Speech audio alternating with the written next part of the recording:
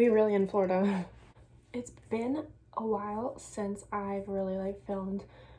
I think it has been a while since I've filmed like a sit down video. So here's one. I wanted to update everyone on my school kind of thing because there have been some major struggles and changes. I also am very passionate about this because I feel like I'm not in a minority when, let me just get into it.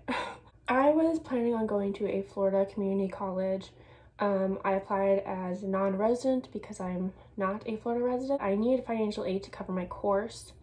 So long story short, I was talking to a financial aid advisor at this community college for roughly 2 months, trying to get my financial aid, which I thought was kind of already a red flag because it's a community college.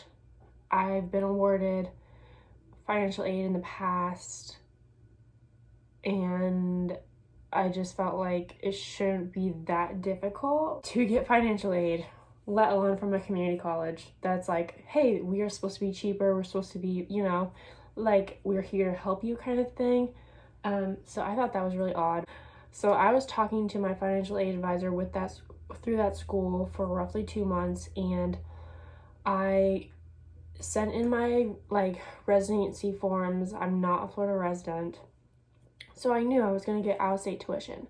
Well, my course fee, including that out-of-state tuition, non-Florida residents cost, that total was $1,250 and 82 cents for one course. Okay, cool, whatever. It is what it is. 800 plus of that was, you're not a Florida resident. But I was like, okay, well, I know that my financial aid my Pell Grant will be more than that cost. So in my head, I was like, I'll be bougie, it'll be fine. I'll be totally cool, it'll cover. Well, that's how it worked out in my head.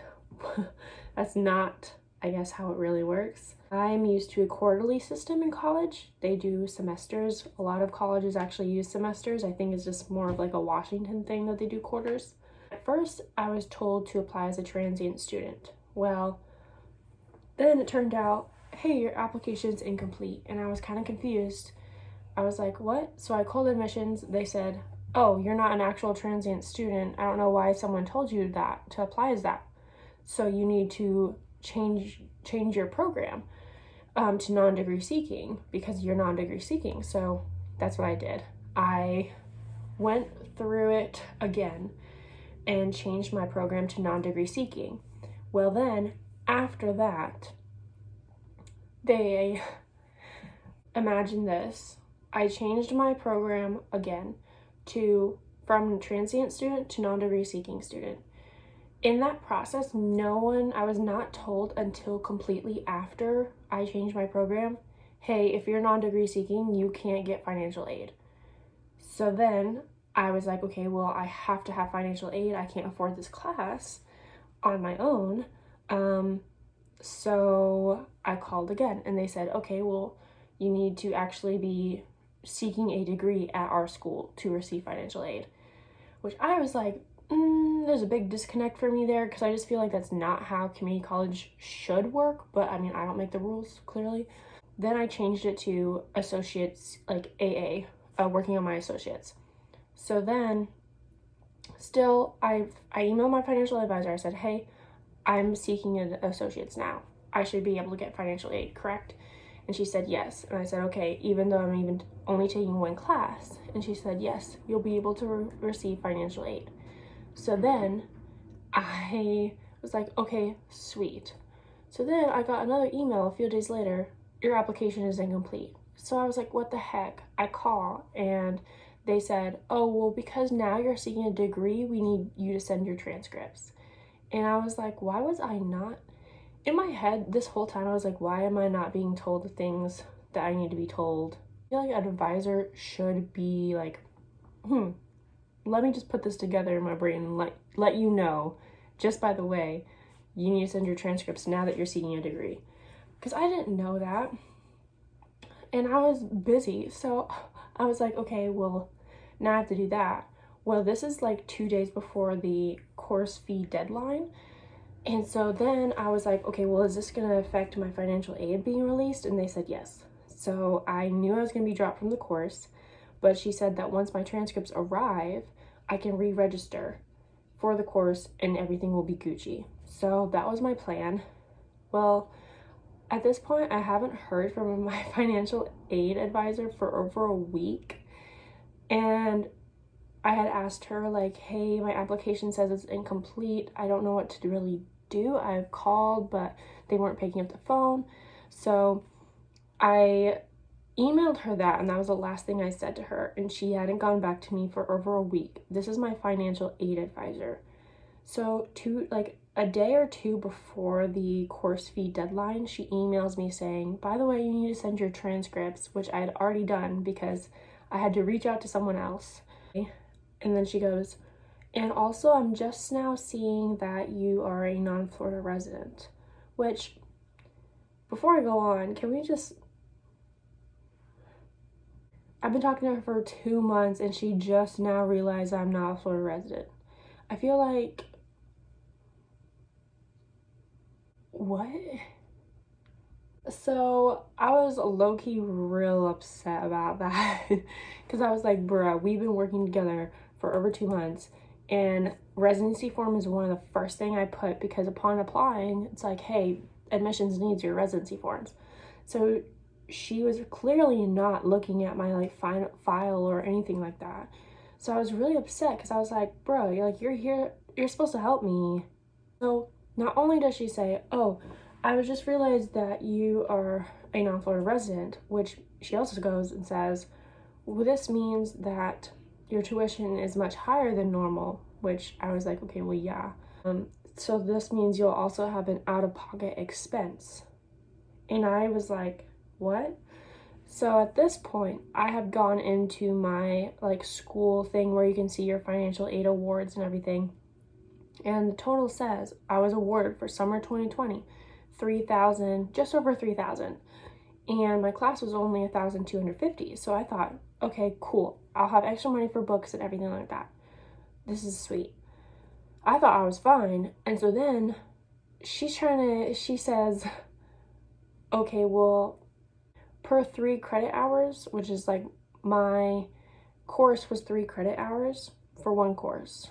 She said, for 3 credit hours, you get allotted $775 at most. But your fee is over that, so I'll have to pay the difference. So pretty much I'd have to pay the $1,250 minus the $775. Pay that difference, which comes out to close to like $500. Well, obviously I was like, well, I don't want to do that because if I don't get into UF this fall, then I'll have to continue paying out of pocket to complete my associates. And there's no way that I can do that, nor do I want to do that. I was like kind of sus about it because she's been kind of sus this entire time. So I called admissions and I was like, hey, I just want to double check that this is the correct information. And he said that the $3,000, just over $3,000 is based on a full-time in-state student. So that $3,000 total is originally made for a full-time load of 12 credit hours, while I was only taking 3 credit hours. So pretty much per class you get $775 here, but like even if I was a full-time student, I'd still have to pay way more out of pocket because I'm out of state. That doesn't frustrate me. What frustrated me is like it took them this long to let me know. Okay, well now all of this 2 months work 2 months worth of work is amounting to this. After that, I was like, okay, no, like I can't go to this school then, like that's it. So I called UF and I said, hey, I know that my application says course in progress at this school. I want to let you guys know that I will be dropping that course and there will be no transcript from that school. So I need to just get that off of my application. There's no course in pending at this time. And they were like, okay, that's totally fine. We just need like an official letter of enrollment. I already worked on getting that, and the community college has been pretty cooperative. The records team says that once the ad drop period is over, which is like May 18th, they can send that letter, which the UF is honestly so cool. So they're like chill about that. Talking about going forward, what's next? What is the school academic move? I called UF and I told them like, hey, I'm a resident in Washington State. My college transcript is from this school. So can I just, even though it's quarters and everything, can I take these courses at that school online? And they said, yeah, that's totally fine. So I was like, okay, fine. Well, they work on quarters. So they have already started their spring quarter. Their summer quarter doesn't start until July 1st and ends on August 25. Well, fall 2020 at UF, their fall term starts on August 24th. So there's gonna be like 1 or 2 days of overlap where I will be literally taking a lot of classes. It'll only be like 1 or 2 days of all those courses, and it'll be towards the end of the summer term at that Washington State community college. So I feel like it'll be fine. I called UF and I said, hey, this is gonna overlap. Is that something that I can do? Or is that just like no? And they said, oh yeah, that's totally fine. Sometimes overlap happens and it should be fine. And you can just send your transcripts once you get those grades in. And I was like, oh my gosh, a blessing. That's where I'm at right now. I am going to register ASAP, which for summer 2020, the registering date is, I think, May 18th or 19th at this Washington State community college because of the quarterly system. I will register, and I actually got in touch with my major's like department advisor at UF for digital arts and sciences, and I checked with him like, hey, this is the courses that I'm planning on taking over the summer as prereqs. Is this a good thing for my academic success? And he was like, oh yeah, that's totally fine. It'll help you in the long run. So right now I'm planning on taking art histories and some design courses. And so I'm very, very excited about that. I just hope like everything is just seamless after this and I can just register, and then I'll have my break to hopefully like find my job and everything, and then I can start on those online courses. And I feel like it'll be better in the long run because I'll already be taking a summer term and then going right into fall. So I'll already be in that like academic mindset, if that makes sense, I guess. But yeah, that's where I'm at right now. It was honestly hectic. A lot of energy went into that, a lot of phone calls, emails, and kind of a mess, low key. I just wanted to update everyone on that because I know that I'm not in a minority of like financial aid and registering for classes being literally like you want to tear your hair out. And I feel like it's something that a lot of people don't talk about enough in the academic world. I found myself a lot of the time just being like, oh my gosh, like this is why people don't go to college. I don't even want to, this is such a headache. This is so much energy that is just like repetition of me repeating myself, me calling, saying, hey, my name is Doris Bates. This is what I'm looking for. Okay, let me transfer you. Hi, my name is Doris Bates. And explaining, and still not getting the result you're looking for. Yeah, I mean, if you're applying to school, I know a lot of seniors this year, it was not an expected halt to graduation and prom and all those kind of things. So if you're applying to colleges and it's really, really stressful, I just want to say, like, just be focused on what you want for yourself and try not to be swayed so much or discouraged, because I know that it can be very, very discouraging, the process, and maybe you feel like you don't have the resources you need.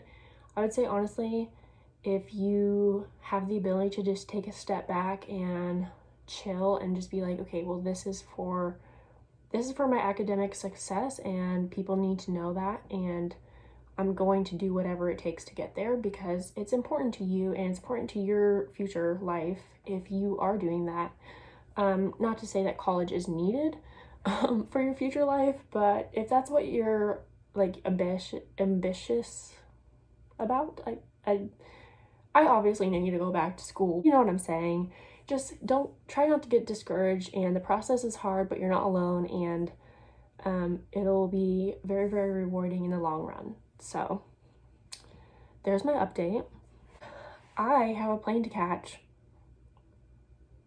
Adventure series, episode 1 coming soon, featuring a special guest. I will talk to you guys all later in my upcoming video. Stay tuned for that and be excited because I certainly am.